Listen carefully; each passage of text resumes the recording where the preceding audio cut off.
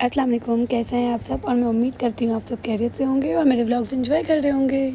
और आज का मेरा दिन शुरू हो गया है और दिन की शुरुआत में ही पहले मैं गई सिलाई सिखाने के लिए।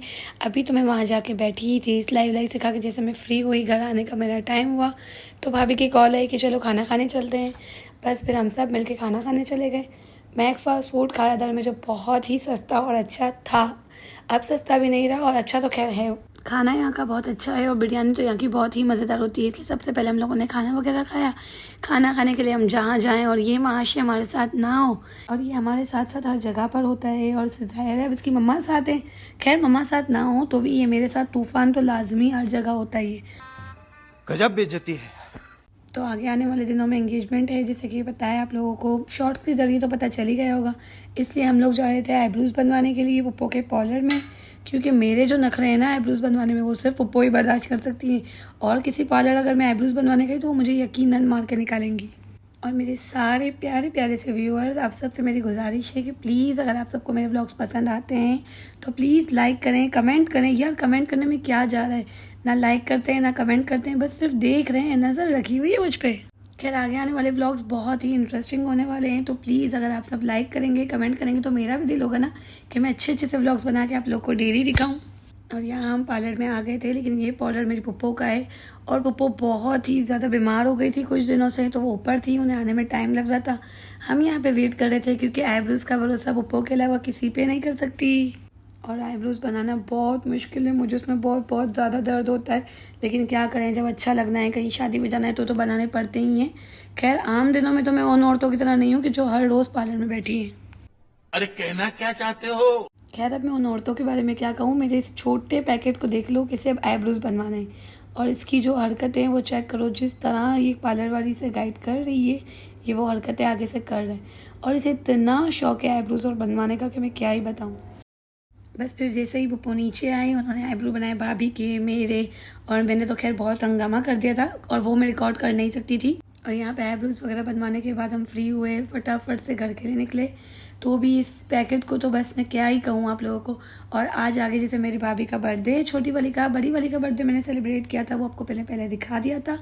और आज छोटी भाभी का बर्थडे, तो मुझे उनके लिए बहुत सारी तैयारियां करनी है। और ये यहाँ पे मुझे कह रहा है कि पप्पो आपके आईब्रो पप्पो ने ख़राब कर दिए हैं और मेरे आईब्रो अच्छे बने। जितनी देर हम लोग घर पहुँचे हैं इतनी देर तक इसने मुझे बस पूरा रास्ता एक ही बात कही है कि ये अच्छा लग रहा है और मैं बूढ़ी लग रही हूँ। तो अभी हम घर के पास आ गए थे, कागजी बाज़ार से हमें बहुत सारी चीज़ें लेनी है। तो पहले हम आ गए थे कागजी बाज़ार, बुरखा वगैरह लेना था भाभी के लिए, गिफ्ट्स वगैरह जमा करने थे। और 2 सितंबर बड़ी भाभी का बर्थडे होता है छोटी बहन के साथ, और 2 अक्टूबर छोटी भाभी का बर्थडे होता है। तो बस एक ही मंथ का स्पेस था और दोनों भाभियाँ मेरे लिए बराबर, और यहाँ तक कि मेरी बहनों से भी ज़्यादा मेरी भाभियाँ मेरे लिए अजीज़ हैं, क्योंकि बहनें भी बहुत अजीज़ हैं, लेकिन उनके लिए उनके ससुराल वाले हैं जो उनके लिए बहुत कुछ कर सकते हैं। तो यहाँ हम आ गए थे अबाया लेने के लिए, छोटी भाभी को अबाया गिफ्ट करना था। तो अम्मी ने कहा तुम अपनी पसंद से ले लो, लेकिन यहाँ मोहम्मद किजर बिल्कुल 1 मिनट भी मुझे बैठने नहीं दे रहा था। इसे आना भी है मेरे साथ और ये थक भी बहुत चुका था। फिर मैंने कहा चलो भाई अबाया लेके फ़ौरन से इसे घर छोड़ेंगे। भाभी से मैंने कहा आप इसे लेके घर जाओ, तो आगे की जो शॉपिंग होगी वो मैं अकेली कंप्लीट कर लूँगी। और सिर्फ इसकी वजह से ही मुझे वापस घर तक जाना पड़ा, वरना मेरा रास्ता यहीं से था। लेकिन इसे छोड़ने गेट तक मुझे घर पर जाना पड़ा पहले, इसके बाद इसको छोड़ के और फिर मैं आई हूँ खायादार $1।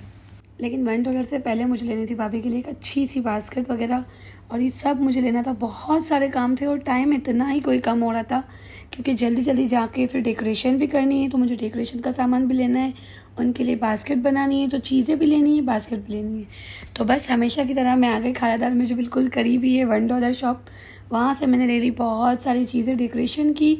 इसी के सामने गिफ्ट शॉप थी, वहाँ से मैंने ले ली भाभी की बास्केट, और फिर आगे पीछे जो चीज़ वाले इतने सारे, वहाँ से मैंने चीज़ ले ली। फटाफट सारी शॉपिंग कंप्लीट करके मैंने सोचा अब जल्दी से घर चलते हैं। और किसी का भी बर्थडे हो या कोई पार्टी हो तो लाजमी कोमल को काम तो करना ही है। और भाई बहुत सारा काम होता है, दिखता नहीं है लेकिन करना बहुत सारा काम होता है। जैसे ही घर आई बस मैंने सिर्फ नमाज़ पढ़ी, सुकून का सांस लिया, और इसके बाद पहले मैंने सोचा जल्दी से बास्केट रेडी कर लेते हैं, क्योंकि सारे गिफ्ट्स रेडी हो जाएंगे ना तो वो एक साइड पर रह जाएंगे। इसके बाद जो बचेगा काम डेकोरेशन का, फिर फटाफट से वो स्टार्ट कर लेंगे। डेकोरेशन ज़्यादा हैवी तो मैं नहीं कर सकूँगी क्योंकि बिल्कुल टाइम कम है, भाभी को 12 बजे से पहले सरप्राइज़ के लिए भी लेकर आना है।